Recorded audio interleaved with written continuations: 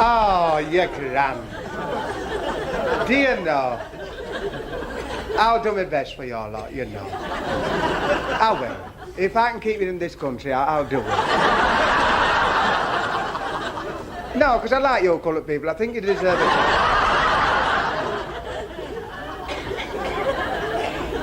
Now, you know, this Red Indian, different from them others, this one.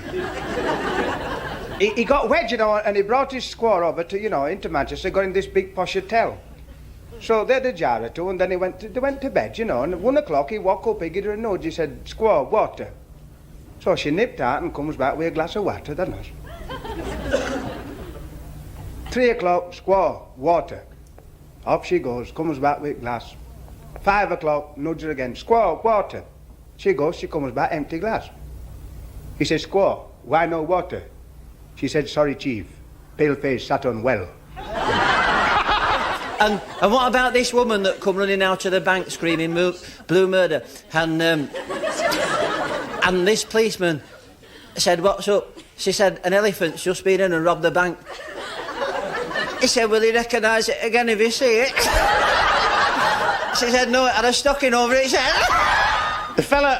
The little Greek, used to walk in every morning and shout to the fella in the Chinese restaurant, "What's for dinner today, Wong? Fried lice?" So he got fed up listening to this fried lice, and he went to the university till he was able to speak proper English, and he was able to say fried rice. So the little Greek walked in one morning and shouted, "What's for dinner today, Wong? Fried lice?" He said, "No, it's fried rice, you gleek glip."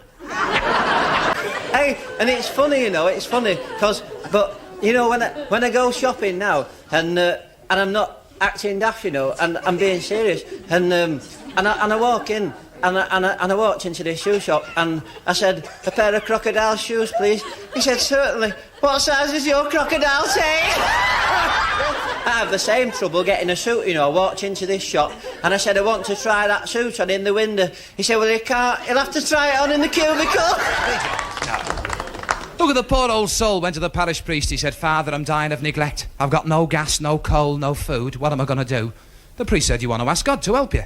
He said, "I will." So he wrote a letter to God. "Dear God, I'm stuck for a few bob. If I had 100 quid, it'd look after me for the rest of my days." Or he put it in an envelope. "God, care of heaven, stamp."